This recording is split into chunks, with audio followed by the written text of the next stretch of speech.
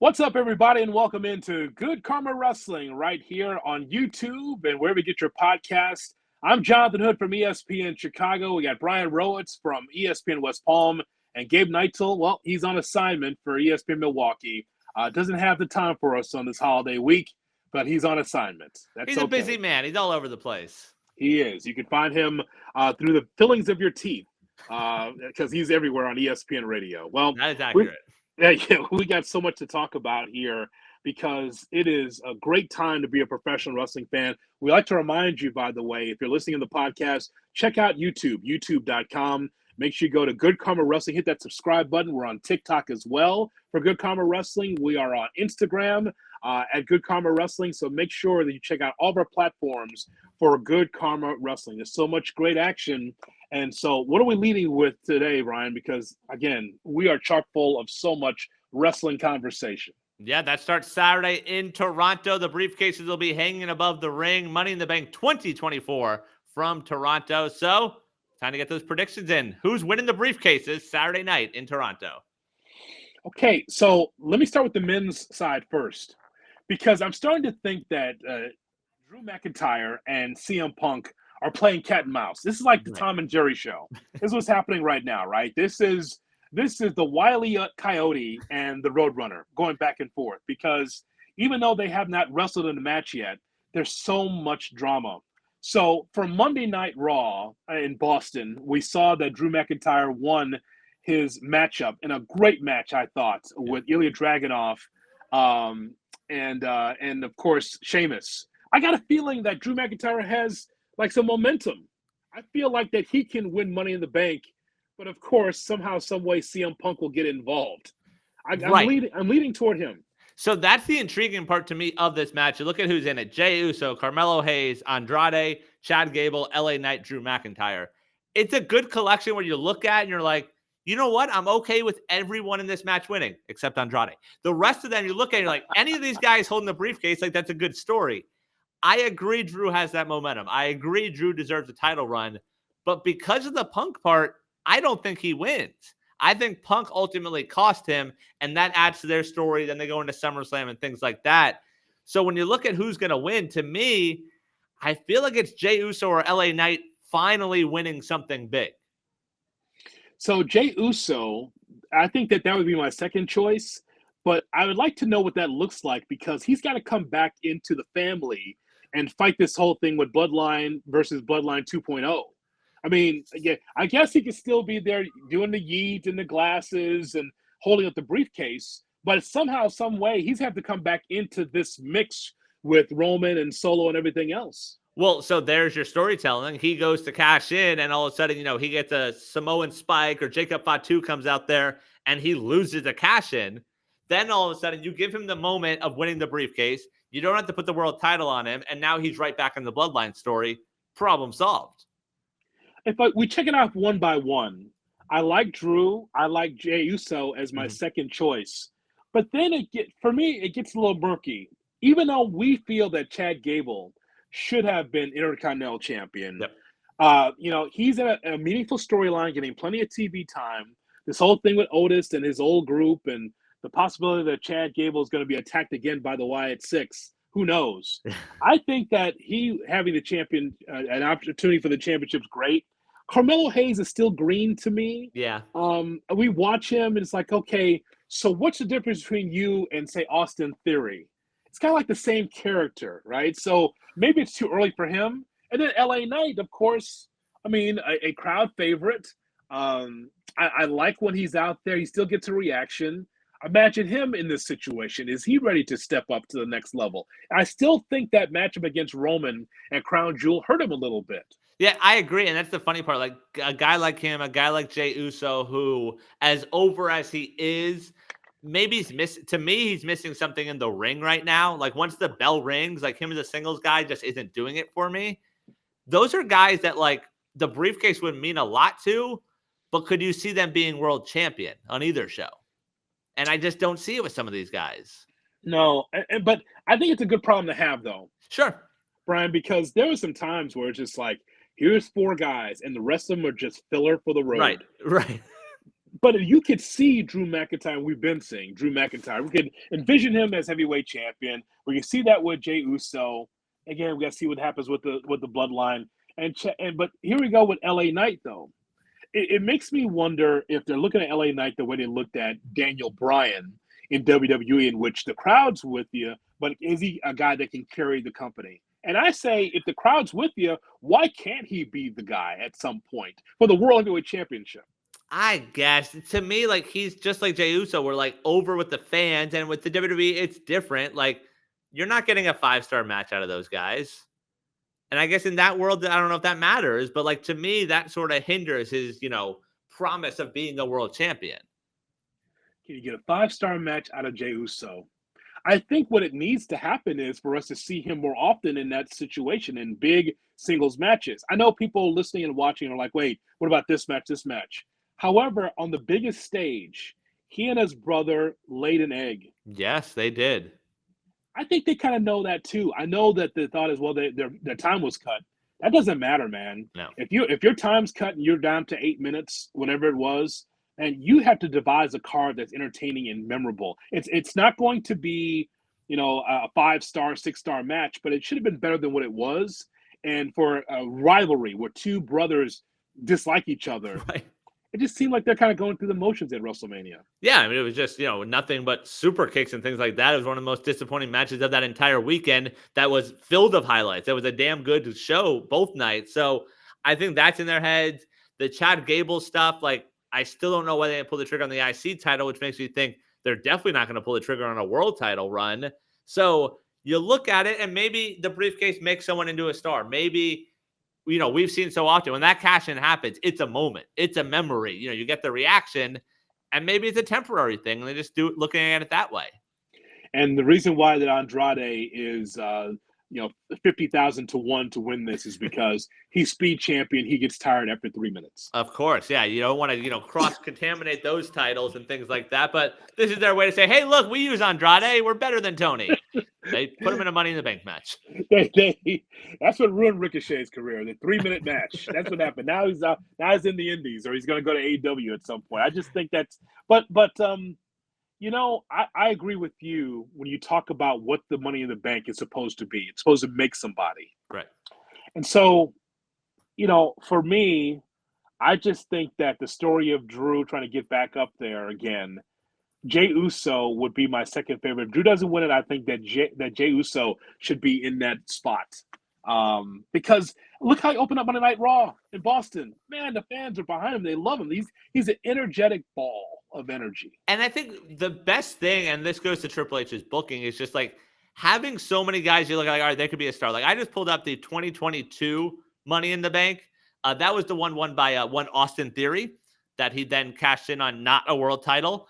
Looking at the competitors in that match, Drew was in that also. He wasn't at the level he is now. Madcap Moss was also in that match, as was Omos and Riddle. Those were some of the other competitors in that year's Money in the Bank.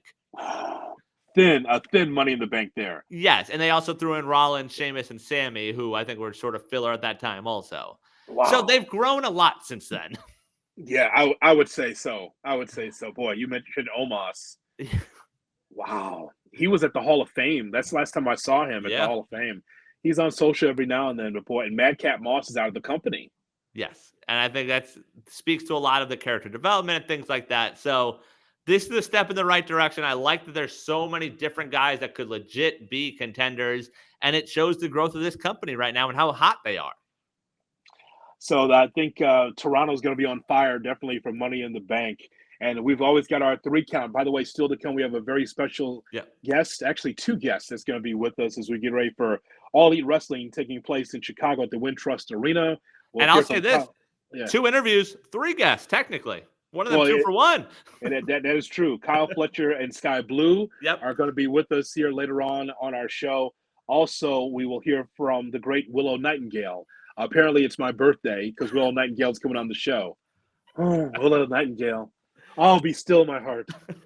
Here's our 3 count, starting with number 1. Before the 3 count, what about the women's side? The women's side, also a really good match. So that we have Io, we have friend of the show, Chelsea Green, Lyra, Tiffany Stratton, Naomi, and Zoe Stark will be competing for the women's briefcase.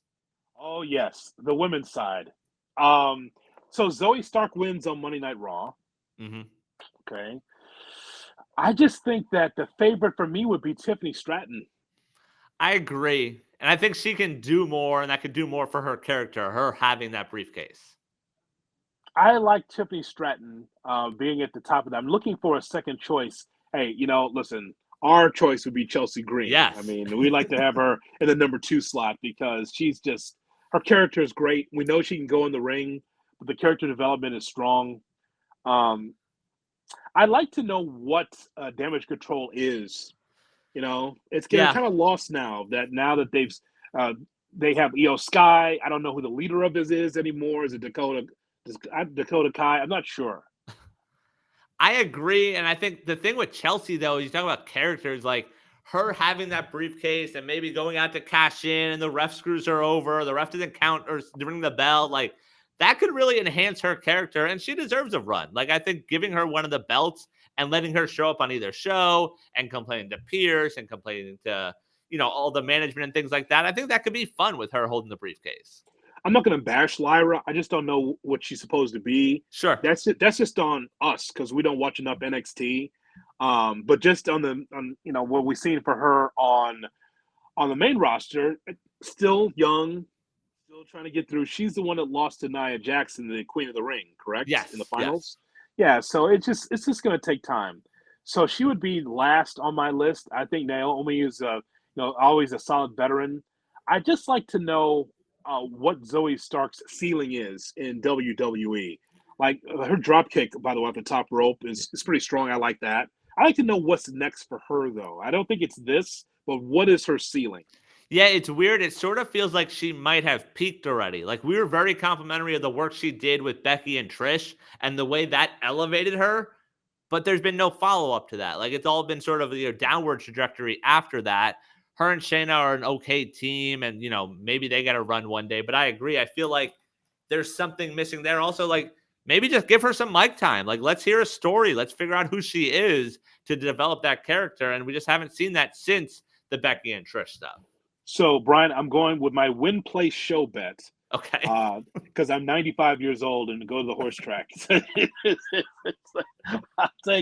I'll take Tippy time to win, and I'll take Chelsea Green place and show Naomi. I go Tiffy, Chelsea, and I could see Lyra. Like the way they seem to be behind her, like this could be an opportunity to really push her to the moon if somehow they give her the briefcase. Hey, you know what? Here's the thing about all of wrestling, especially WWE. We always say, "What's new? What's Yeah. new?" We get the same, but let's not see the same people. Well, they bring people up from NXT, and they have to find their footing. And when you get new, and Lyra's one of those new competitors, that nothing against her. I just want to see her grow. Yeah, no, I agree. I think Saturday will be good. It's a good chance to showcase some new stars and continue moving this company forward. All right, now time for the 3 counts. All right. Let's go to number 1. Friday night at the Garden, MSG SmackDown, the Bloodline taking out Paul Heyman, who would not acknowledge Solo as a tribal chief. Heyman put through a table. So obviously, all the rumors about Roman Reigns. When do we see Roman next?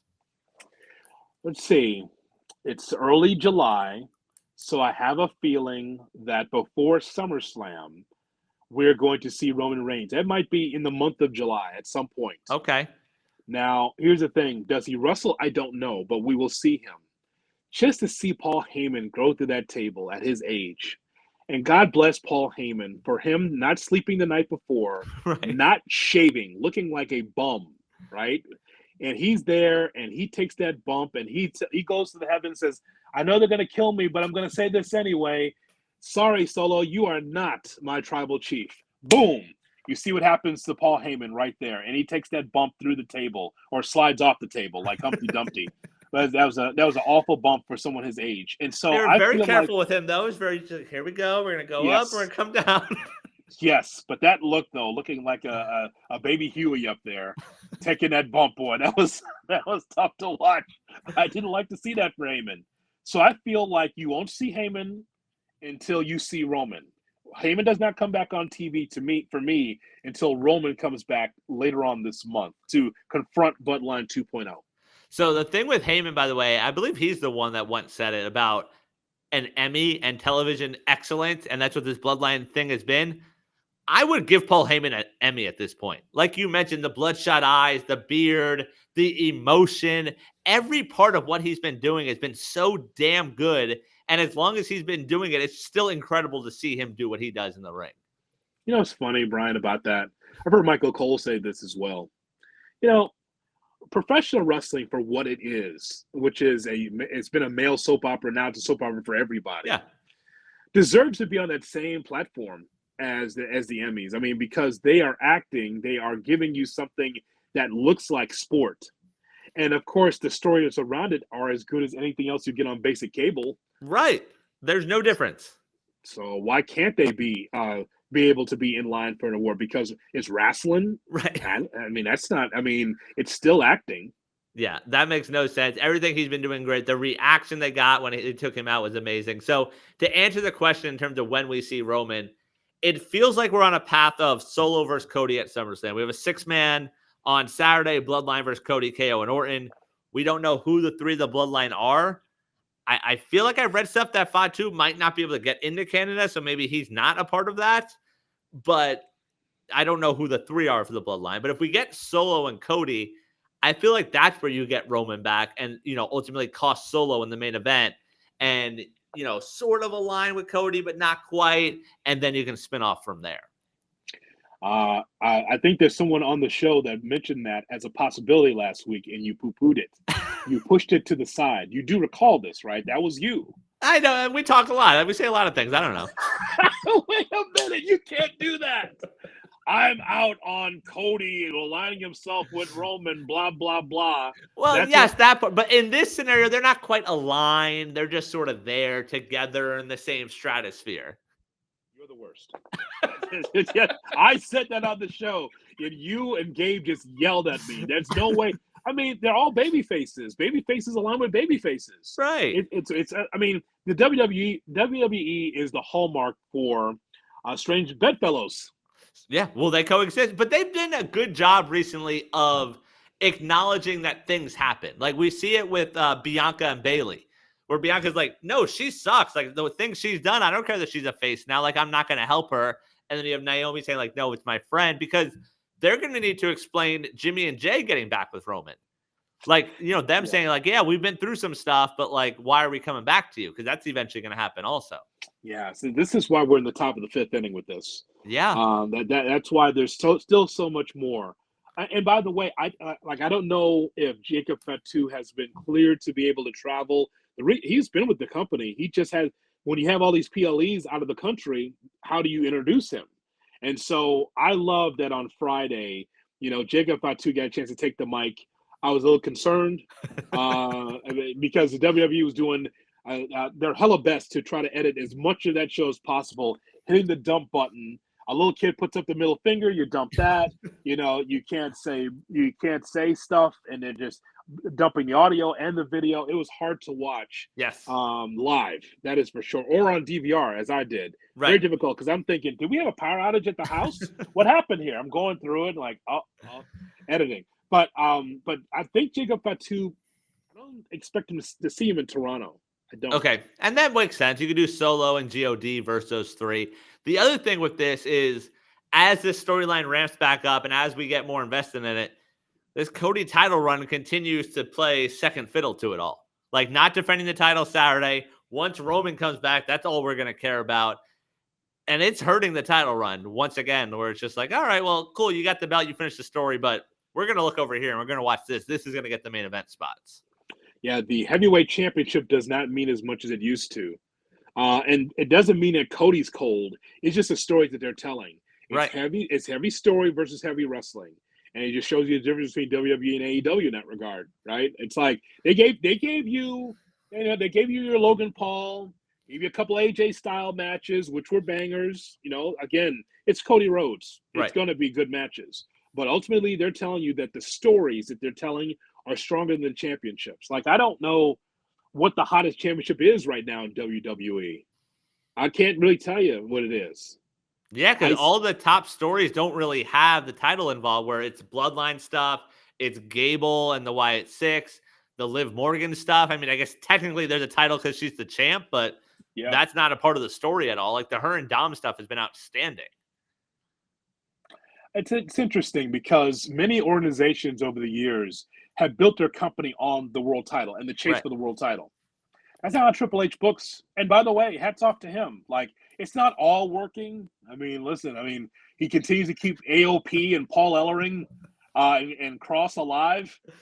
Yeah. He knows he has other TV shows, right, that no one watches. They could work there. Yeah, I mean, he puts them there early on Monday Night Raw because he's just telling stories. And by the way, you want to be able to tell enough stories to be able to come to a head when it comes to these PLEs, right? And so I just think it's all fascinating. But I would say that Roman shows up this month, later on this month, to be able to confront Solo. That whole thing, man, it's so impressive. I don't know if you've seen the discourse online like I have about people wondering whether or not Solo Sikoa is the right person to be able to be the leader of Bloodline 2.0. And I would say his personality is different from Jacob Fatu, and that's okay. If he's a strong silent type and he kind of whispers into a mic where you got to lean in a little bit more to hear Solo, that's fine. The key to them, Brian, is that they need to win matches. Like, yes. I know they're about the violence because they're not the song and dance guys like Jay and Jimmy Uso. You know, they're not trying to entertain the crowd. Those guys are bloodthirsty, and they do that. But they need to win matches and put themselves in title contention so you could take them completely seriously, more so than disqualification matches, beating up on the wise man. It's got to be more than that for me as a fan. Yeah, no, I agree. And when it comes to Solo, like I had that disconnect also. Friday and that performance, like for whatever reason, and it could have been obviously aided by Heyman, that took him to the next level for me. Like that sort of said, like, all right, I can see that. I agree with you about them winning matches. They should win Saturday. Like whether it's Cody, whether it's KO, whether it's Orton, them pinning any of those three guys, like that means a lot. Those are guys that are former world champions, that are main event guys that also have no problem taking pinfalls. I think they have to win on Saturday to continue to show how dominant they actually are. Yeah, Toronto, even though this is going to be, it's a great wrestling city, there is no, they beat the hometown guy. Right. It's not that at all because Kevin's from Montreal, so he didn't care about Toronto. Doesn't count the same. Yeah. So if the fans feel, our favorites, Cody and Randy and Kevin lost, that's okay. I mean, because the Bloodline needs victories. They need to come back on Friday Night SmackDown after this show for Monday night for the Money in the Bank. They have to say, look what we did. We took out three of your favorites again. We won. We are the Bloodline 2.0. Roman's not around. We don't have Paul Heyman around. We're the strongest faction in the company. All that kind of thing. They have to say that because a win by Cody, Randy, and Kevin doesn't do much for me in this spot. And this is the way you get to the title match. Like, if Solo's the one that pins Cody on Saturday, they say, look, I pinned your champion. Like, now put the title on the line, and then you let the two of them go at SummerSlam. All right, as we move forward here on Good Karma Wrestling, we move on to number 2, Brian. All right, in the world of AEW, we are on the road to Wembley and All In August 25th. Forbidden Door in the books. Swerve Strickland, still your AEW champion. He beats Ospreay in the main event. What will main event All In? Okay, that's a great question. I will tell you what will not main event as we talk about what will win. Like, I don't see Will Ospreay at the top of the card for this. Really? Well, he lost sure on Sunday. And I just have a feeling that the way AEW does things, it's about the AEW Heavyweight Championship. And so Swerve Strickland will take on someone. To me, I think that Will Ospreay against Swerve Strickland should have been the main event in Wembley, but it's not because he lost to Swerve. Even though this could be a trilogy, he's just not getting his rematch right away. So they could be the main event in the Ospreay. next 7 pay-per-views. Let's do best of 7 at this point. I'm fine with that. Brother, are you kidding me? Seriously. Let's go. One of the best matches I've seen all year, those two. Oh, my God. So it won't be Will Ospreay, but it'll be Swerve against someone. Okay, so the Owen tournament, which will get a title shot. We have Bryan versus Pac tomorrow on Dynamite from Chicago. Jay White takes on the wild card or Jeff Jarrett. That match, the wild card match, will also be tomorrow on Dynamite. Does Swerve versus Bryan do it for you? Can they main event Wembley?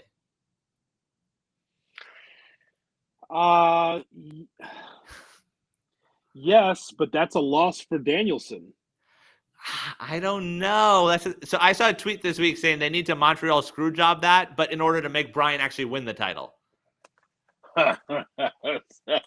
Brian can barely stand. Like, he's just taking a beating. Did you not see him at Forbidden Door? He's selling. The man knows what he's doing. I think in that situation, you let him win. And I know he's said that's sort of the end, and he talks about how he likes lying to fans and, putting those stories out.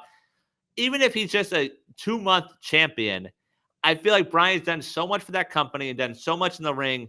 Let him get one title run, because it would be unexpected to see him end All In as the world champion.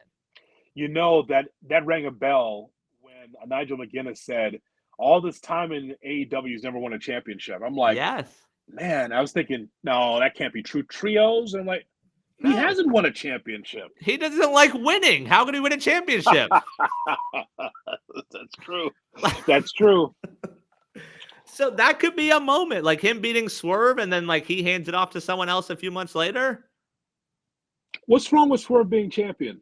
I have no issue with Swerve. I love Swerve, and I think, this past week sort of took him to the next level. Also, the feud with Ospreay was great work by the two of them on the mic and everything they've done. I don't know. I just feel like in that situation, it's got to be Brian. Danielson against Swerve at the top of the card for the AEW Championship. What it won't be MJF, and it won't be Will Ospreay.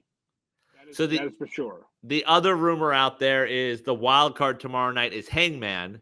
So do you do Swerve Hangman again at the top of the card? No. Okay. That sounds like a fine dynamite. Okay. that sounds like a really solid collision.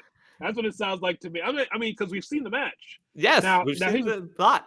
I don't know if Hangman's a heel in this situation where it's double turn, where Swerve's now the baby face. I think so in this situation, because he'd be the wild card that was placed in the tournament by the Elite. What if I told you that the wild card entrant is Christian? I'm just telling you that now the story is that this is someone that is sponsored by or supported by the Elite. Yes. And you know that there is a handshake agreement between Christian and his group and the Elite. That doesn't do it for me, but along those lines, what if I told you Swerve versus Okada? Oh, sure. I'm all in. Yeah, are you good with that? Sure. Oh, yeah. I'm all in for that. Absolutely. Because I know that's going to be a banger. I'm just throwing Christian out there. Even I don't know why you don't want that. Because nobody wants to see Christian against Jeff Jarrett. Fair. That's right. I mean, nothing against the old carny Jeff Jarrett, but I'm just saying, like, again, you have two veterans in there. Hangman seems like that would be the number one, but I'm just throwing Christian out there because of the relationship. But we already saw like Swerve versus Christian, and like in that situation, I feel like Brian's gonna win. Like Brian versus a wild card that you don't know if he's gonna beat. Like if it's Brian versus Hangman or Brian versus Okada, you don't know who's winning that semifinal match. So you don't have Pac in that spot, right? You believe that Pac can't beat Bryan Danielson? Correct. Yeah, I'm just telling you. Like that's first of all, that's a dangerous match for Danielson. Yes. Because Pac is just, when he's on and healthy, my God, man, he's a delight. Yes. But then why not Jay White? You don't want to see that? I'd be okay with that. I just feel like they haven't built him up enough, and you've got a month and a half-ish. August 25th is All In. So I feel like you need to get Jay White back up there. They were doing such a good job early on protecting him and building him up to be a star. And while the Guns have been elevated by this, Bullet Club Gold, I feel like Jay White's taken a step back during that run. The problem, I think we mentioned this on the show, is the brackets and who's in the brackets. Yeah. Like Danielson seems like the favorite, yes. But then you have this wild card entrant. That could be Hangman. That could be Donovan Dijak. Could be Ricochet. Could be Ricochet. Anybody want to see a murder on TV? Here's Jeff Jarrett against Ricochet. Let's see. I mean, that's what you want. That's very likely. I don't know. The main event of All In, it's going to be Swerve at the top of the card. think that if it's Swerve and Danielson, is that Danielson's last like big match? Because am I not going to get Danielson McGuinness? I Am I not getting know. that? I agree on that side. That feels like a big letdown if we don't get Nigel and Brian. To counterpoint, if it's not Swerve, like MJF Osprey doesn't do it for you as the main event. Well, who's beating Swerve? Well, Swerve's still on the card. It's not non-title. I think Osprey maybe drops the international title tomorrow because of MJF, and then you do MJF Osprey. I mean, but the World Heavyweight Championship is always at the top of the card. Okay. Like I mean, in AEW, right? I mean, so see, what's happening, ladies and gentlemen. What's happening is Brian is minimizing the Swerve Strickland run. No, he does not believe.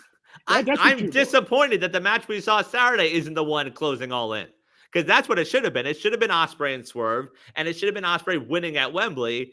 And now they're gonna, act as if they had a plan the whole time. But this feels like a letdown. It's not the match that match would have been amazing in Wembley that we saw on Sunday. Yes, that would have been an amazing, but that's not the direction they wanted to go. Like they're still trying to do this Osprey battling with the Don Callis family. The screwdriver was in place, and I knew this was going to happen. It wasn't the ultimate reason why that Will Ospreay lost, but I knew that Don Callis would be a factor in the match. And it's just, I don't know, it's just unnecessary. Like Ospreay's showing what he can do on the mic, and like, you're gonna have the Kyle Fletcher side of things now also, where he sort of seems torn and this and that. But like, I don't know, it just feels so unnecessary when we see what Ospreay does once the bell rings. I know. I mean, it's a must see. It's hard to not put him at the top of match of the week every time you see him out there. Yes, I mean, Meltzer has said it when it comes to Wrestler of the Year and Match of the Year. Like, he might have to make a whole new category just so every other person can possibly win things like that, because there's Ospreay and then there's everyone else. So I think that that is very interesting. But what about the women's side of things? I mean, Mercedes and Britt. Well, that's what I want. I know. That's what I want. I want that as a matchup. But then there's Willow and Chris Statlander, which is in a rivalry. There's Sheeta and Mariah May.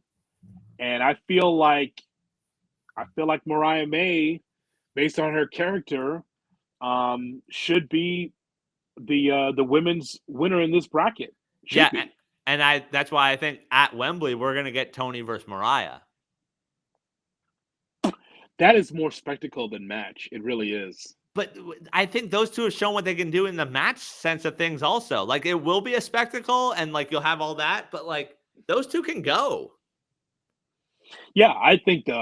I would like to see Mariah May kind of show exactly what she could do. Like, the character's already there. I mean, she's in a 3-way kiss during. It made Nigel emotional. Yes, crying and stuff.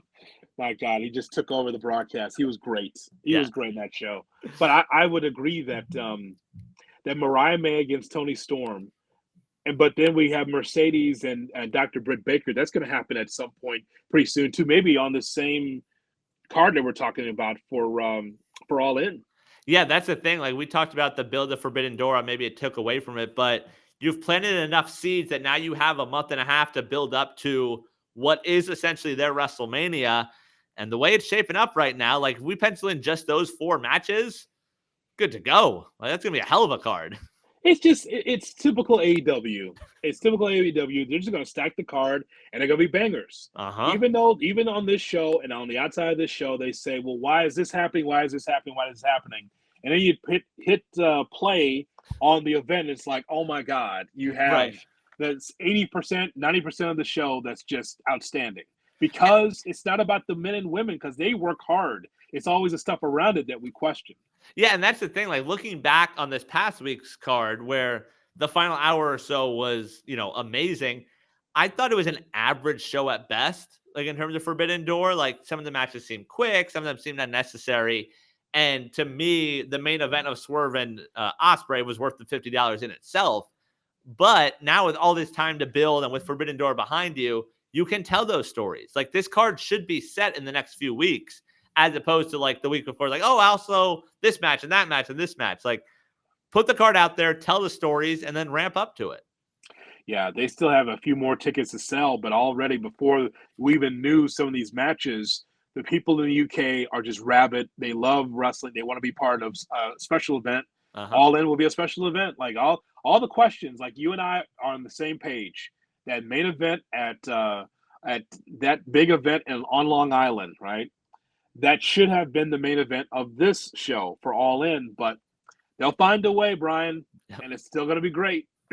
That is correct. Looking forward to it, though. Well, speaking of AEW, boy, we've got some great guests that we're going to have on. Make sure you subscribe to YouTube, youtube.com.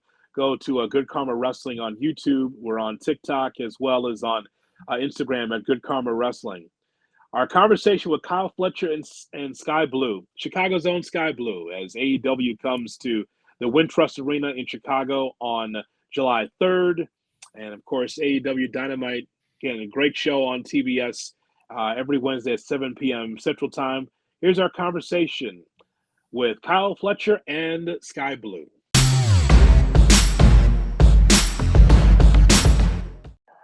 It's Good Karma Wrestling with Brian Rowitz, Jonathan Hood with you. Thanks so much for being with us here on GKW. Well, you know the home of AEW, Brian. You know the real home of AEW is It's your Chicago. backyard. It's Chicago. Of course, it's Chicago. Absolutely. AEW returns to Chicago at the Wintrust Arena Wednesday, July 3rd. Tickets available now at the box office, or go to AEW.com to find out more information on how you could be there.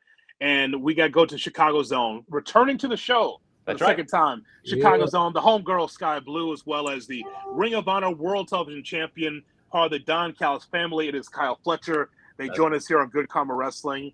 Jonathan and Brian, thanks so much for being with us. Of course. Thank you for having us. So how's life for you right now? We know how life is for Skye Blue. This is her second time on the show. So I got to ask, Kyle, how's life for you right now, brother, as a champion?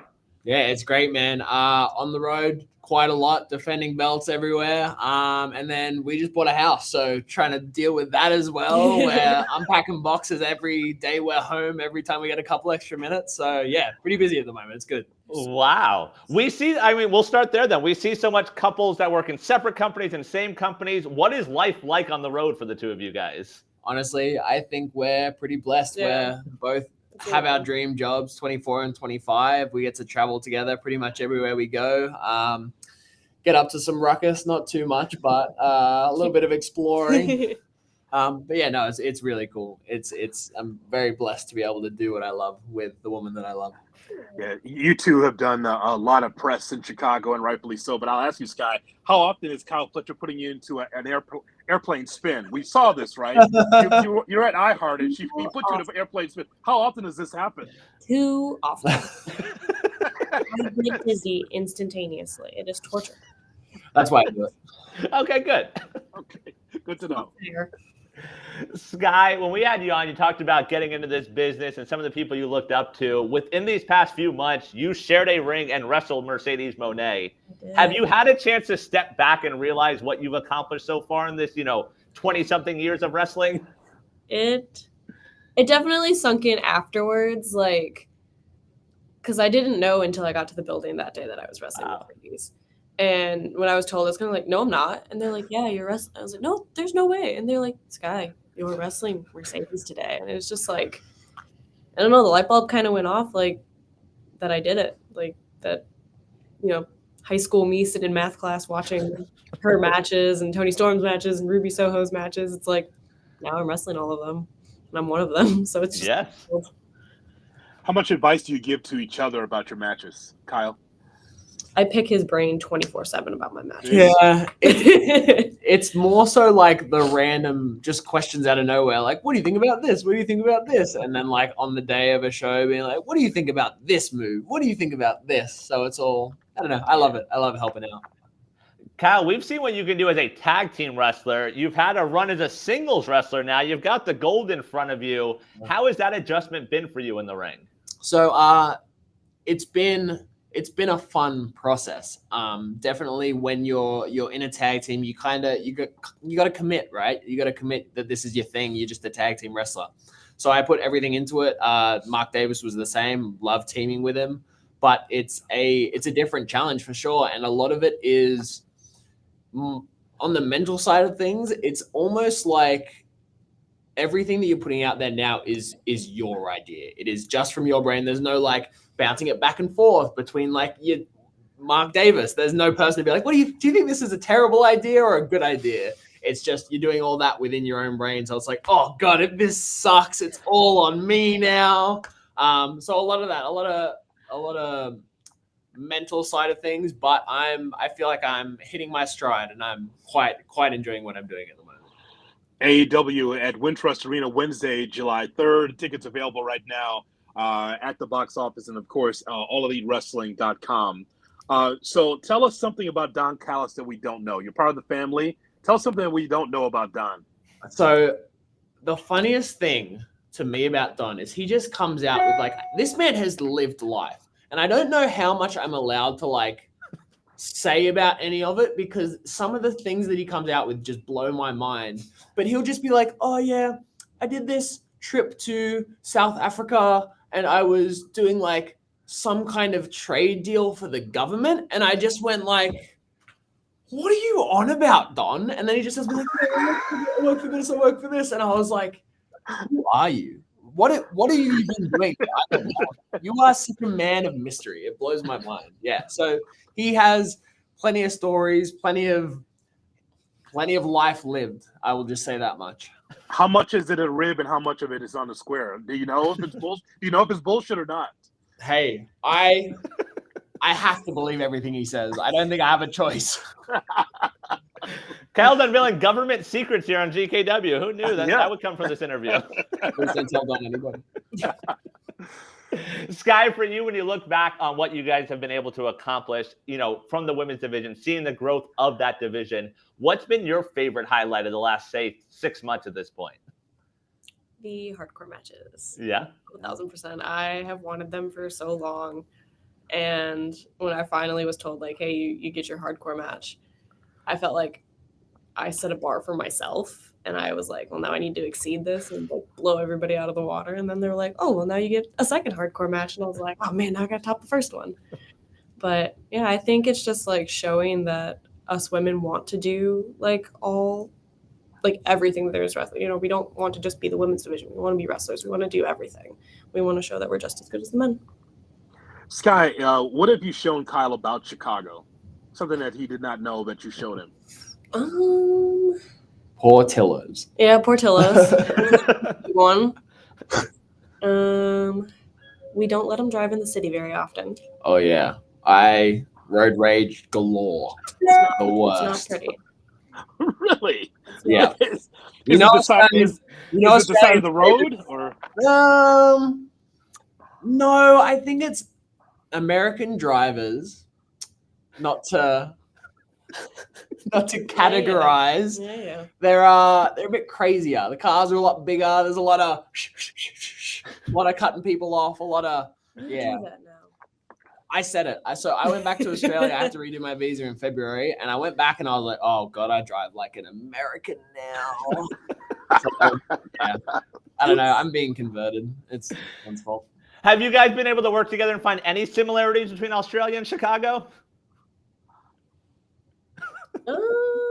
I think we're gonna go home and brainstorm that one. Okay, all right. I'm gonna say because it's not the weather.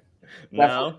I mean, the summer weather is pretty I'd say it's pretty on par with Australia. Really?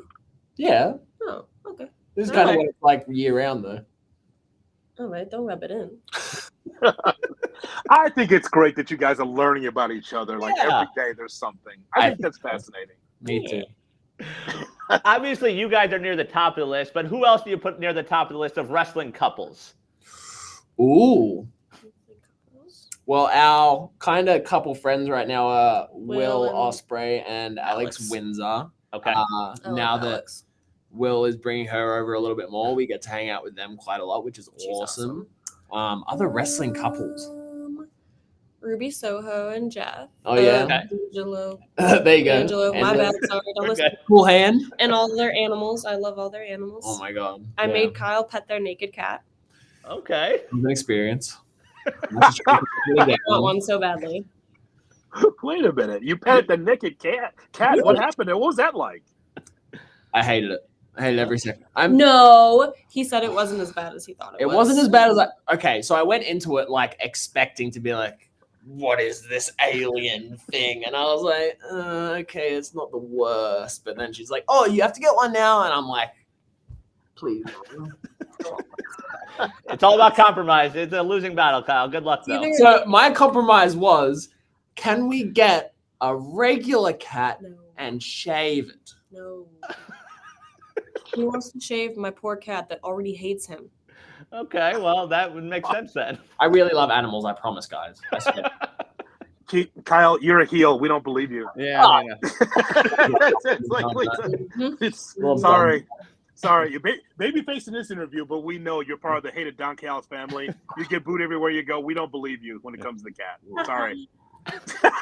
We don't believe you. You're real too. Shush. Yeah, but I like naked cats. You don't. Kyle, you mentioned Will Ospreay. You have shared time with him. Yeah. We always talk about matches of the week, and I feel like there's a Will Ospreay match of the week, and then everyone else. No disrespect. How does Will Ospreay do what Will Ospreay does? So I wish I knew. I say it all the time. He's one of those people that can just do things, and I don't think he even knows how it happens. Like, he will just be standing there, and he'll just be like, "Oh yeah, I'm gonna do this, and then I'll do this, and then I'll do this, and then like it's just perfect." And if I got him to break down his thought process, I don't think he would physically be able to do it because it just comes to him naturally. Like, it's second nature to him, and I am in awe watching everything he does. It's ridiculous. AEW returns to Chicago Wintrust Arena Wednesday, July 3rd, as we talk to Skye Blue and Kyle Fletcher here on Good Karma Wrestling. Kyle, how often do you have to pitch yourself to Tony Khan? You're on ROH. I'm an Honor Club guy. Sure. So then when I see you on Dynamite or Rampage or Collision, it's like, oh, there he is. There's my guy. Yeah, so sure. How often do you have to pitch yourself as ROH champion, TV champion, to say, hey, I could do multiple things? Yeah, no, of course. I think a lot of professional wrestling is knowing when to stand up for yourself. So I think my biggest thing that I've kind of lived by is just always being ready for the opportunity when it comes. You might never know when that next big opportunity comes, but if you stay ready for it and you know you can deliver on any given night, that is the best way to be. So I wouldn't say I'm knocking on Tony's door every Wednesday, every Saturday, but I always try and at least talk to him when I see him, have a little chat, a little bit of back and forth. And it's just, I always let him know that I'm ready. I'm happy to do whatever. And I'm ready to deliver. I want to go down as one of the greatest of all time. So I'm always going to be there ready, and I'm going to deliver for him. Skye, we've talked about it before, but what is that feeling like of wrestling in Chicago? Like, where you used to go to shows and now people are coming to see you wrestle. It's pretty surreal, honestly, especially like now that's like we've come back and like when we go to the Now Arena later in the year, like that's like where I got signed, and it's just like all the memories, and you just kind of like feel like you're on cloud nine almost, like, and I get to bring my parents, so it's a cool little thing that I get to share with them because they've been wrestling fans their whole lives. So now it's like they get to go watch their kid front row instead of like people that they watched their whole lives. So, I mean, you take it very casually when we talk to you about this, but you represent the city. No shot at Sean Dean, but you're like the face of Chicago. No, I mean, I don't want him to I don't want to be any heat with Sean Dean. I'm just saying you represent. Yeah, you represent Chicago. What is that? You represent a whole city. Yeah, it's wild to think about because, like, I never, 17-year-old me sitting in high school watching wrestling, wanting to do this, never thought that I would be representing a company, representing a city, doing what I love with who I love, and, like, putting smiles on people's faces. Yeah, don't. Putting smiles on people's faces, doing, like, what I fell in love with and what makes me the happiest doing. So I think just, like, the fact that I get to say, like, I am Chicago and I am AEW is just, like, the hugest honor I could ever ask for. And, like, my face is on a truck. Like, I still can't wrap my head around that. Every time she sees it, I almost cry every time. The first time I saw it, I bawled my eyes out like a little baby. And then I called my mother and she did the same thing. So we're so provincial here, Kyle, that anything Chicago, whether it's our teams, that we feel like Skye Blue is like part of our sports teams, our sports fandom. So that's why it's so big when she comes back. Oh, I love it. I'm standing there and I'm doing the exact same thing. I'm standing by, like, peeking my head through the curtain and I'm going, oh yeah, that's Sky Blue, baby. Let's go. Kyle, for you, what's the adjustment been like to making the American shift and buying a house in America and doing all that? What's that been like for you? Honestly, it hasn't really been too hard for me. I think because this has been my dream my entire life, I think I've always kind of had in my brain that this is probably where I would end up, because this is the epicenter of professional wrestling. I've always wanted to be a professional wrestler. It was kind of like, I remember being a kid and listening to adults be like, oh yeah, I lived in New York for 2 years. And I was just like, whoa, that's the coolest thing. I'd be asking all these questions. Like, what was it like? How'd you get there? Like, what were you doing? So yeah, it kind of just feels like this was, as much as I love Australia, it feels like this was kind of always where I was meant to be, which is, it's really cool. Yeah. Yeah, Kyle, we've made the pitch on Good Karma Wrestling because AEW is young, it's 5 years old, but we see the trend now of being able to have so many events internationally. We'd like to, what about like Ring of Honor or AEW both going to Australia at some point? That'd be kind of cool. It was as soon as Wembley happened and I saw how big of a success it was, I was like, we can do this. We can do this 100%. Like, I have no doubt in my mind whenever it happens, because in my head, I'm already like manifesting it into existence. When it happens, it is going to go off and it's going to be incredible. We're going to put on a sick show. And yeah, I can't wait. I'm going to push for it as hard as I possibly can. Lastly, I just want to ask you about the state of the business for both of you guys. Well, looking at the state of the business of 2024, your friends in and out of the company, what stands out most about pro wrestling 2024? Skye, we'll start with you. I think what stands out the most, I think, would be like that we're moving towards women and men doing the same. Like, you know, not just men getting the cool matches, not just men main eventing, not just men doing, you know, media, PR, whatnot. I think just the fact that the women can show that like we can hang too, and that we're getting these opportunities and we're taking advantage of them, and we are showing that like, hey, we can really do this, and that we're all like here to make a difference in pro wrestling and here to go down as like the rebels that could. So yeah, and I think for me, it is what I'm constantly in awe of is how much incredible professional wrestling there is on a weekly basis, monthly basis. There is just the cycle of good professional wrestling nowadays is just like anytime an incredible match happens, 2 days later, there's something else someone's talking about. There's something else someone's talking about. And in some ways it's like hard because you want to stay relevant, but I think it's just such a good time, an incredible time to be a fan of pro wrestling. And I think that translates to the people that work in wrestling as well. There's so many opportunities. There's so many places to work. It's just, it's great for the entire industry. And I'm so grateful to be a part of it right now. AEW Wintrust Arena, Wednesday, July 3rd. Tickets are available right now. Of course, you can catch AEW Dynamite every Wednesday. Welcome home, Skye. Thanks so much for your time. thank you guys. Thanks for having us, guys. Appreciate it. Great conversation. Chicago's own Skye Blue getting the job done with Kyle Fletcher. That seems like a happy couple. Yes, I just love their reaction to Will Ospreay because it makes me feel vindicated in having that same reaction to Will Ospreay, where you see him do things in the ring like, how? But now guys and girls that also are doing what he does, like, yeah, this guy's different. And also stay away from naked cats. Yes, wise life lesson there. I feel like Kyle Fletcher, I feel like he's being trapped. I mean, he loves Skye Blue. You can tell that they're a fun couple, but the point is, though, like his whole world has turned around. They just bought a new house together, these two. It's like, oh my God, like his whole world's upside down with Skye Blue. Yeah, no, but those two are awesome. They were making the rounds, and you talk about building young talent. That's what they're doing with those two right there. Kyle Fletcher, the single star, like he is building up into something special there. How about another great young star that's in All Elite Wrestling? That is Willow Nightingale. It must be my birthday because I love Willow Nightingale. That smile, man, I mean, that positive attitude, just white meat baby face, and just a bright star in All Elite Wrestling.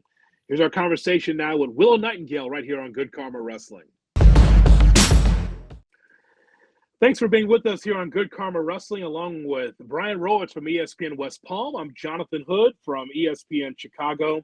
And Brian, You know my birthday is September 7th. Is my birthday today? It's an early one today. A big guest to bring smiles to everyone's faces. It must be my birthday because we have Willow Nightingale on the show for the first time on Good Karma Wrestling as AEW comes to the Wintrust Arena in Chicago July 3rd. Get your tickets at allelitewrestling.com or at the box office at Wintrust Arena. Willow joins us here on Good Karma Wrestling. Willow, Jonathan, and Brian, thanks so much for your time.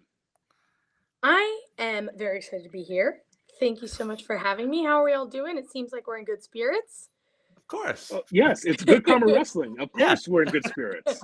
Of course it is. So, how's life for you right now? How's life, Willow? Pretty good. I mean, we just had Forbidden Door in my hometown of Long Island, and I got to team with Tam Nakano, which was great because about like a month ago, I was her opponent. I wrestled her, really hard hitting. I was fortunate to win that match. You know, pulled through all my heart, all my power. And I knew when Forbidden Door was coming around, and I was challenged to find a partner from Stardom who I trusted and I would think would have my back. I was like, Tam's exactly the person. We're both cute. We're both really strong. We're both amazing wrestlers. Not to like put myself over too much, but so it was like perfect fit. And I was right. We picked up the win. She did have my back. I feel like we walked away being like, we're friends. We have like a relationship moving forward. I'll check in on her. And I had like 18 people at UBS supporting me because it was my hometown. So I'm like feeling super great walking into Dynamite this week as I face Chris Statlander. Yeah, that's it. I'm feeling good about it. When you have moments like that in your hometown, wrestling in Japan, everything you've accomplished in less than a decade of pro wrestling, how often do you step back and realize what you've been able to do in such a short amount of time? It's weird because it doesn't feel like a short amount of time. Like I've been wrestling for the majority of my adult life. I started when I was 20 years old. And it really wasn't until I was about like 27, 28 that it felt like things were happening. But you know the saying, it's like an overnight success doesn't happen overnight. But the past 2.5 years or so have been like very overwhelming because yeah, things have been happening like I'm here, I'm there. And like really last year, I think when I first wrestled Mercedes in at New Japan for Resurgence, that was like a big turning point for my career because making it to AEW was a huge step. But that really like switched gears for me. I think people started looking at me as like a main player in women's wrestling. And I'm grateful for that. But that is not without a bunch of like hard work, Sure. long drives, a lot of time, a lot of pain that made it possible. So I'm grateful for everyone for opening their eyes and paying attention, but also like I know I put a lot of work into it. So when I sit down and think about it, it's just very like gratifying, you know? Yeah. Willow, we've seen some of your family members on television, and I'm very curious of where you get your personality from because it's palpable through the television. When you smile and even in your promos, your personality and your kindness comes through more so than just the wrestling baby face. Where did that come from? Yeah, so I mean, I'll put my folks over time and time again because I really lucked out with like the family lottery. Like my dad is so like chill and laid back, but always like a very positive guy. He's like in his late 50s. He'll like walk around on his hands doing cartwheels, doing handstands for people, entertaining all his friends. He used to do a bunch of bike tours when we were kids. He did capoeira. And then, so there's like some natural athletic ability from him. My mother, also very positive, like loving, look on the bright side kind of person. But she will tell you herself, like, if you cross her, she will be a bitch, which I don't know if I can say that word. You can say that. Yes. You're good. Yes. She's like, I'm a bitch when I'm ready to be.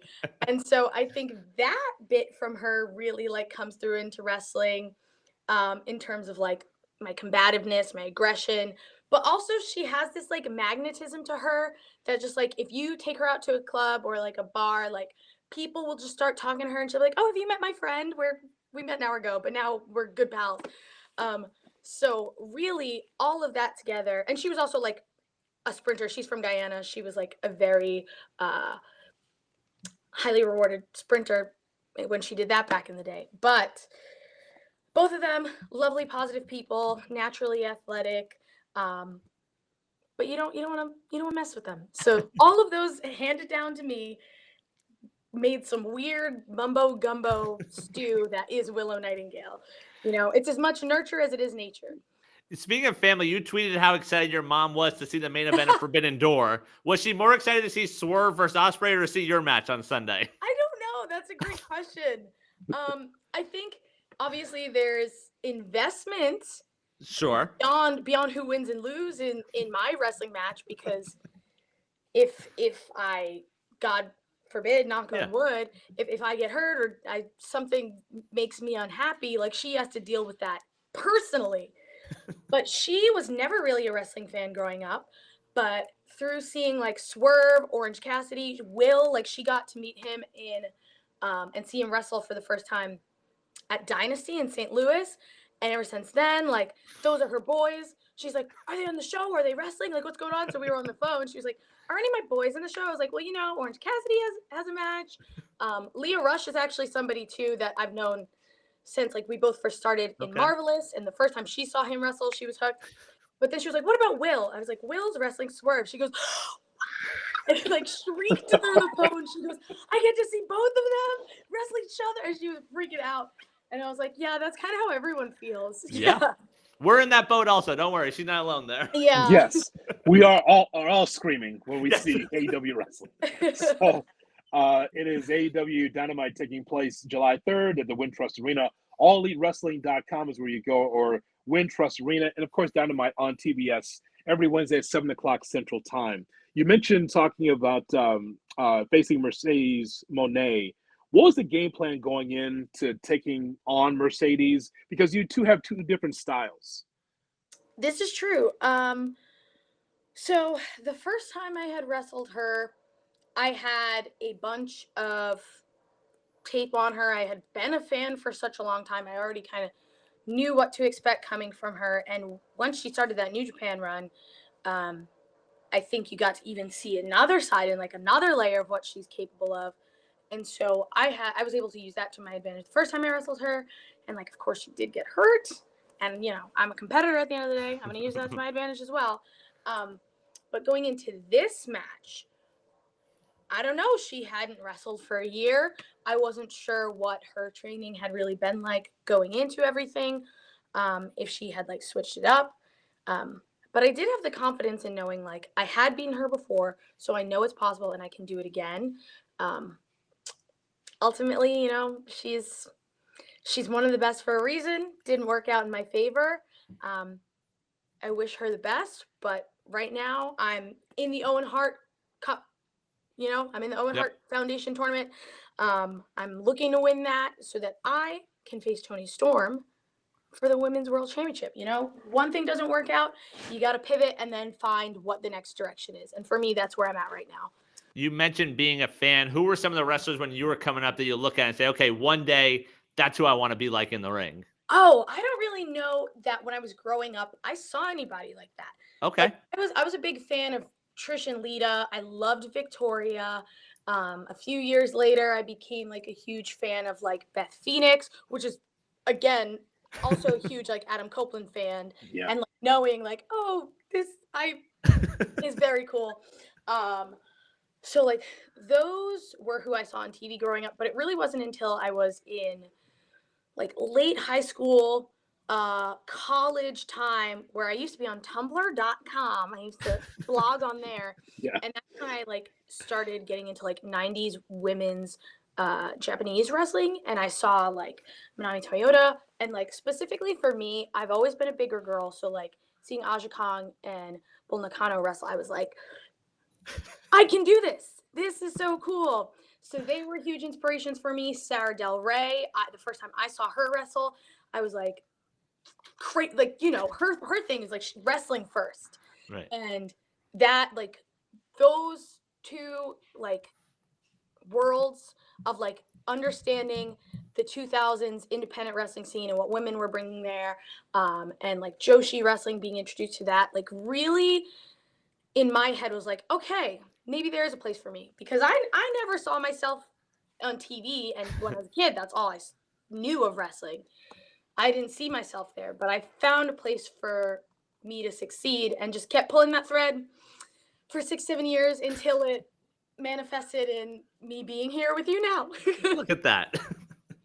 There's so much going on and so much discourse about AEW and the behind the scenes and in front of the camera. What does the wrestling media and fans have wrong about AEW, Willow? I mean, there's not to be like, you're all wrong. You're all just yapping on Twitter and stuff. But like, I really do think there is a lot of people who will pull the most negative out of a situation or constantly just try to sensationalize things, because that's what gets attention. And of course, that's what's going to get like views and likes and clicks or whatever. So people are going to run with that and make it sound as crazy as possible. But I think morale is pretty good. I feel like there are some really awesome people in the locker room. With the past, like in the past year, we've gotten Will, we've got Okada, we've got Mercedes, these really big signings. And already, even before they came in, a super, super solid roster of just like the best wrestlers. You know, they say AEW, we're the best wrestler. Like, that is so true. And I think if that should be the focal point. I don't think people should really be putting stock into whatever is going on backstage. I think we're getting along fine, but like, it's a wrestling show for people to watch. Like, what we put on the screen is ultimately the most important. So tune in Wednesdays, Fridays, and Saturdays to see that. What we see on the screen is that positivity. It's that smile. You have it in your bio. Nothing matters. Smile anyway. How do you live that life? How are you able to keep that smile on your face all the time? Oh God, it is sometimes very hard, but okay. I think if I didn't, I would let all of the negativity consume me, and it's really easy to let that happen. But like I said, I have a great family who nurtured me to be a loving person, and we all support on each other. We like all lean on each other and support one another. So I know I'm lucky that like if I'm going through a tough time, I have friends I can talk to, my parents I'm very close to, my siblings. So those are people who continue to lift me up. But even sometimes, like, you're alone in a hotel room, you don't want to bug people. I have to look around and realize I'm a very privileged person. Wrestling is, yeah, it's hard work and it's the grind and it's what you put into it. But some of it, like at the end of the day, is luck. And I would never discredit myself or cut myself short on what I've done to get here, but like I'm lucky, I'm blessed to be here. And at the end of the day, when I'm upset and things might not be going my way, or I feel like I don't know, I'm lucky to be where I am. And even before I got here, you know, I had a car I could drive in. I had somebody who checked in on me that day and was like, "Hey, are you okay?" Even when I wasn't here. So there's always something to be grateful for, and that goes for all of you. Willow Nightingale with us here on Good Karma Wrestling. July 3rd, it'll be AEW Dynamite emanating from the Wintrust Arena in Chicago. Brian, I would say the home of AEW Chicago, but that's just me as a Chicagoan. AllEliteWrestling.com, and of course at the Wintrust Arena box office. Listen, we know the story. It's not right what Stokely and Chris Statlander did, because you all were homies and it was great to watch, and now you guys are not together anymore. But I do have to ask about Stokely Hathaway. What is he like? I mean, you guys see it. You see it on the screen. You know exactly what he's like. He is somebody who does not hold himself accountable to his own actions.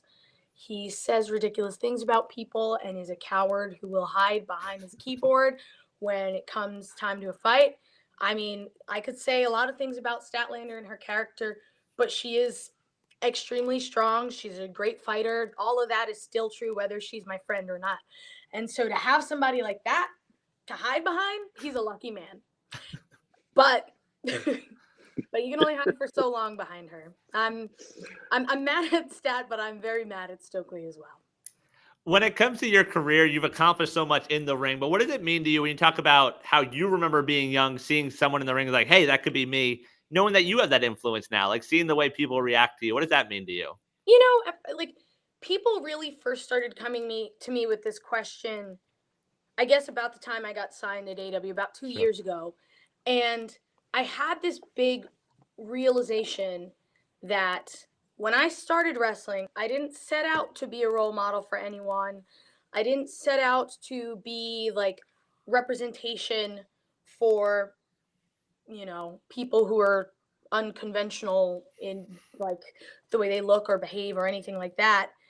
But people really have resonated with me for many reasons, but that being one. Sure.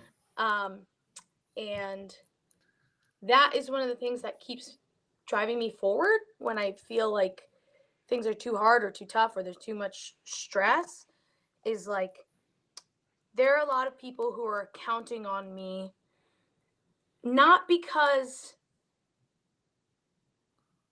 just because like they like me and they want to see me personally succeed, but like when have we really seen somebody who defies the norms of like the angry Black woman? I'm somebody who's out here showing you Black joy.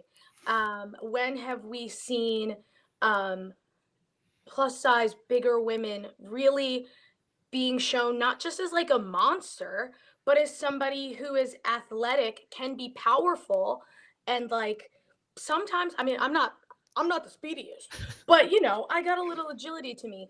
And so I feel like there is something about breaking down stereotypes and showing people like there's so much that an individual can be more than what you see at face value. And I just feel like I have to keep upholding that, keep breaking down those stereotypes. It's not an easy job to do. Somebody's got to do it. If you've got a bad thing to say about it, you know, water off a duck's back. I see what you all say on Twitter, but for the most part, people are very positive and supportive of me, and that is what matters. Yeah, and it's a prideful joy you have in that. It sounds like, right? Yes. I mean, all the things that you mentioned, it sounds like you have a joy in that. You don't feel pressure in that regard. I mean, a little bit, because, you know, me outside of like being a wrestling character, me myself, if I have a bad day, I'm not the kind of person who's going to be like, you suck, and like take it out on other people. But if that did ever happen, I feel like there's a lot of little girls who could be let down. So I'm aware of that.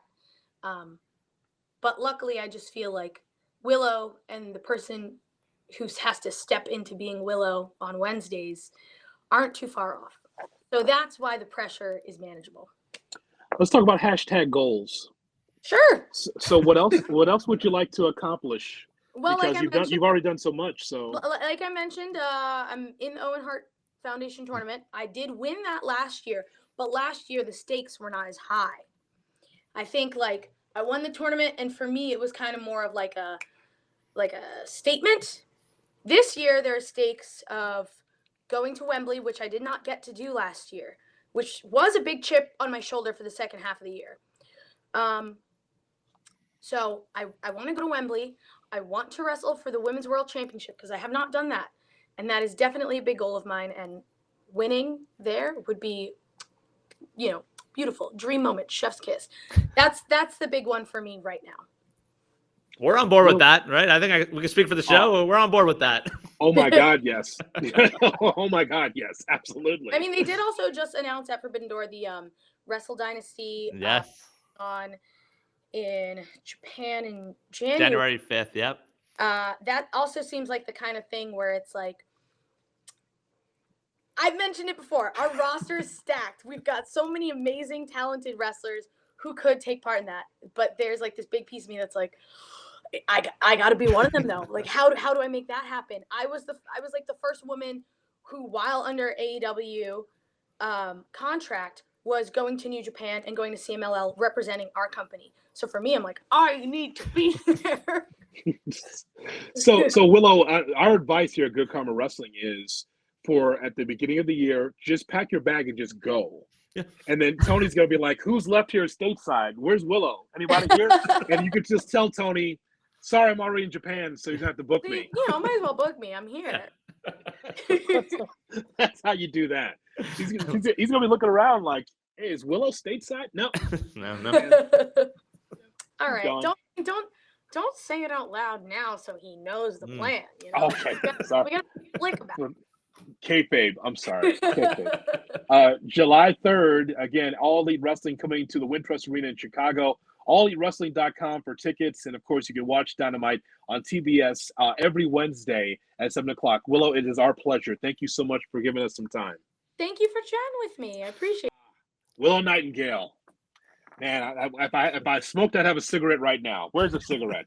I'm just like, oh, she's just so great to have on. Such a positive attitude.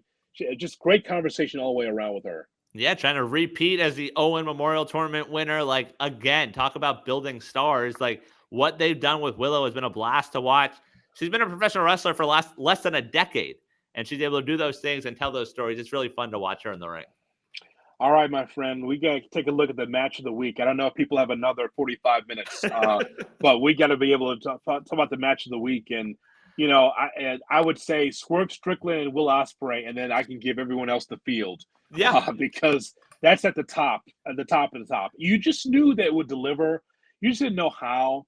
There's moves I have never seen before, especially on the railing between these two. They've wrestled before, yes. And so they know each other's move. But I just think it was a step above for both of them in this match. Yeah, just what they were able to do. And like I said, that show overall, like, it was dragging a little bit. Like, I was just not into it. And the bell rang on that match. I'm like, okay, we're good to go now. Like, money well spent. Those two, best of 7. Like, we can do that for the next decade. I'm good to go. Like, I love watching the two of those guys in the ring. I thought also that even though the match was not long, I thought that Zack Sabre Jr. and Orange Cassidy delivered. I'm not sure if I've ever seen Cassidy submit before. Yeah. But the way that was, what we saw from Zack Sabre Jr., that's the kind of wrestling I grew up on. Tie someone in knots and then have them submit. Right. Again, never seen that finish before, the way that but there's no way for Orange to get out of it. So, yes, you're going to nod, yes, I've had enough. I think Zack Sabre Jr. to me is a guy that should be in AEW and a guy that you could build around. Yeah, I wrote that match down also. Like, some of the things that Sabre did and the way he tied him up, like, I haven't seen things like that. So I was amazed by that. The other one from Sunday is Mercedes and Stephanie Valcour. Like I mentioned last week, I haven't seen Stephanie in the ring before. I feel like that match delivered, and now Mercedes has more gold around her waist. I saw Stephanie Valcour for the first time when you sent me to New Japan Strong, the show that it was at Wintrust. Windy City Riot, I think. Windy City Riot. That's what it was, because that was the kind of coming out party for the Scapegoat. Right. Yeah, so he comes out there and he gets booed because he has the Chicago flag on his back and he just drops it on the ground. Security had to hold some people back. There was heat there. They didn't like the idea that that young goat did that. But so I saw Valcour there. I was like, who is she? Boy, she's really good. This match told me more about Stephanie Valcour than it did about Mercedes Moné. We don't know that she can go, but Stephanie showed me a lot, I thought, in this matchup. She took a little bit of a beating. Mercedes was good, but I thought that Stephanie was fantastic in this match. Yeah, I want to see more of her. And, you know, I'm not going to be watching CMLL regularly, but she is someone that now I want to seek out. When I see her on the card, like, I will get excited to see that. And with Mercedes just continuing to get better and shake off that ring rust, where I believe she said this is her 4th match in AEW. Like, she's not wrestling that often, but she's making it count when she does go. I think that what also is good for her, Brian, is that she's outside of AEW making a name for herself, right? Throwing out the first pitch at the Red Sox game. She was at the Boston Celtics celebration. How did she get on the floor? She with the championship, right? So she's known. She just did an interview with Hot 97, which means that in New York. So we got to get her on the show at some point because she's got a lot to say. But she does a good job of promoting the brand outside of AEW. And that's good. Yeah. Good for the company because it makes her even more of a star. Yeah, no, awesome job by her. And I think those few matches were definitely, highlightable. The other one I threw out there from Friday, I really enjoyed Candice LeRae, Jade Cargill, Tiffany Stratton. One of Jade's best performances that I think we've ever seen. That match delivered.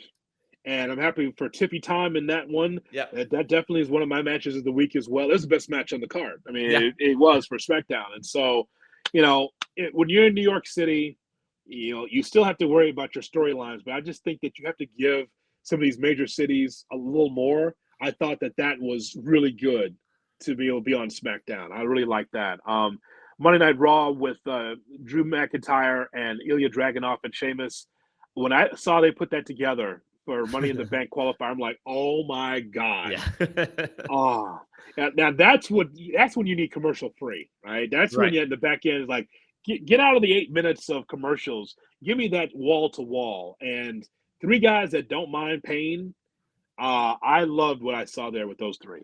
The one thing I had from Monday from a storytelling standpoint, the Wyatt Six and the production and the Bo Dallas, Uncle Howdy part, and just every part of that was very impressive and showed, what they're able to do creatively.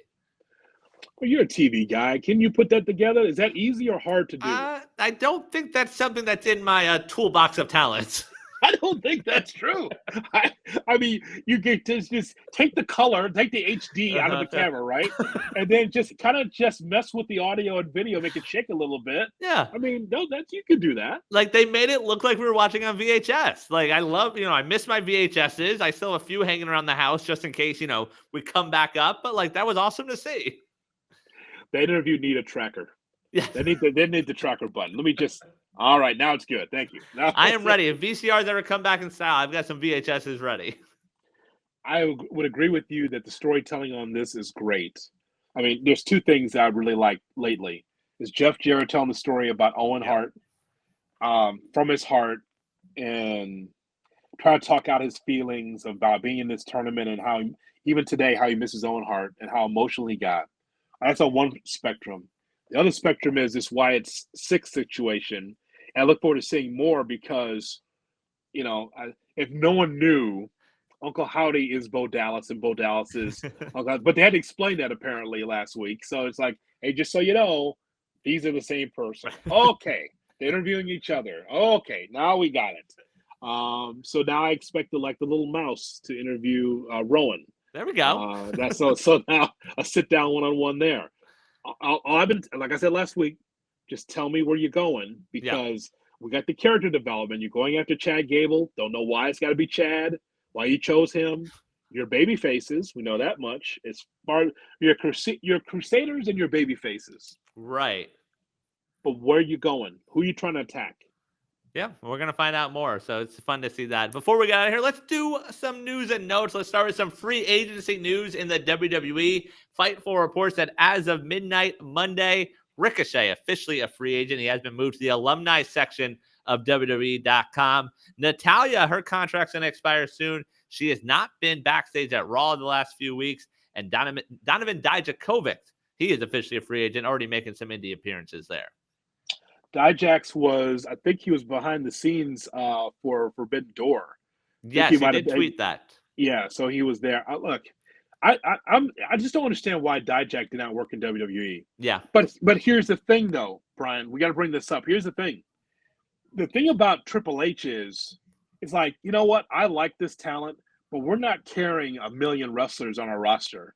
Right. And that's the difference between AEW and WWE. It's like, I'd rather have Dijak go to the Indies and maybe make a return than just to have him sit around at NXT.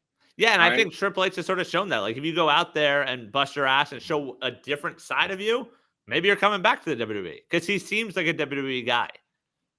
I think the size, and I've always respected him, but that's interesting. Ricochet, I keep hearing that he's on his way to AEW, and it's kind of like, okay, brother, they must be paying well because don't look for yourself to be able to be at a top spot in AEW. You're just not, and this is no shot at him, but you're probably going to be in the same spot you were in WWE. Like you probably think, okay, I'm a speed champion. This is not good enough. I'm unhappy here. I'm going to leave my girlfriend behind or fiance. But don't look for yourself to be having a title run anytime soon. No, I agree, but I'm excited to see him, have those matches that he wasn't having under the WWE umbrella. The same breath, I think Natalya in that boat. I'm excited to see her get some non-WWE matches the next few years. Ricochet's going to be frustrated pretty soon here. He's going to be like, oh, there's 12 guys in the roster that can do what I do. It's different. Man, it's different. It is not different. It is no different. Please book Ricochet against AR Fox. Please let that happen so you can show this man, Brian Rowitz, it's the same. And by the way, Natty Neidhart is your friend. Don't you have any information about Natty? Is she leaving the company? She mentioned at Media Day around Mania she would love to work in Japan. And if you're a free agent, go do that. Now she can. She's been around for a long time. Yeah. I just think it's time to do something new. She can go. She can wrestle, but she's just been the mother hen in that company for so long, and it got beat for so often. It's time for her to take care of the Natty Neidhart brand. Money in the Bank Saturday in Toronto, Sunday NXT Heatwave from Toronto. The title on the line in the main event, a fatal four-way. Trick Williams, Javon Evans, Sean Spears, Ethan Page. Other matches, Kalani Jordan versus Sol Rocca for the women's North American title. Roxanne Perez defends against Lola Vice. And Oba defends the North American title against Wes Lee. The top of that card, just seeing Sean Spears in a main event on NXT, that warms my heart. I'm like, there's a guy there. He's working with the young people, and he's on TV. Same thing with All Ego, Ethan Page. Pretty cool. It's just different. That's all. They're out of the AEW system, and they're visible. People can see them. The top of that card feels like one of those cards where I probably don't make it to the main event. Like, I'll watch the North American title. Oba, like every time I've seen him, has been impressive. I've only seen him in triple threat matches, though. So him one-on-one with Wes Lee could be fun. And the women's matches will always deliver like they do in NXT. I like NXT hanging on to the apron strings of Money in the Bank. It's like, hey, we want to run too. and they'll have a good card. And people that watch NXT that's in Toronto, they'll love it because it's got a great wrestling weekend in Toronto. And finally, news and notes announced this weekend, Wrestle Dynasty coming to the Tokyo Dome January 5th of 2025. That'll be the day after Wrestle Kingdom. The card will include New Japan, AEW, CMLL, Stardom, and Ring of Honor. They got a little mention there also. I'm thrilled. 1, 2, 3, 4, 5. You say January 5th? Yes. Is that the name? Okay. So a lot of their stars are going to be in Japan. And so, but you got a Dynamite that same week as well. Do they hustle back, or the ones not going, will they be featured to start the year? Because you want to have your best to start the year, don't you? They said they will figure out a way to, feature both, to still focus on Dynamite. I don't think they hustle back, but they're definitely going to be some stars over in the Tokyo Dome. And one of them who will probably be retired by January, Bryan Danielson, he'll be working the Tokyo Dome. Wait, you have him working in 2025. Wait a minute. Yes, there's an opportunity to work the Tokyo Dome. The man's not going to say no to that. You're unbelievable. He's unbelievable. Yeah, you're just unbelievable. Well, I'll tell you what, just a great time to be a professional wrestling fan. That is for sure. Hey, if you're watching and you're enjoying this show, thank you very much. But share, share, and subscribe to this podcast, Good Karma Wrestling. Again, not only on the podcast, but also on YouTube as well. YouTube.com. Hit that subscribe button. That way you miss nothing from Good Karma Wrestling.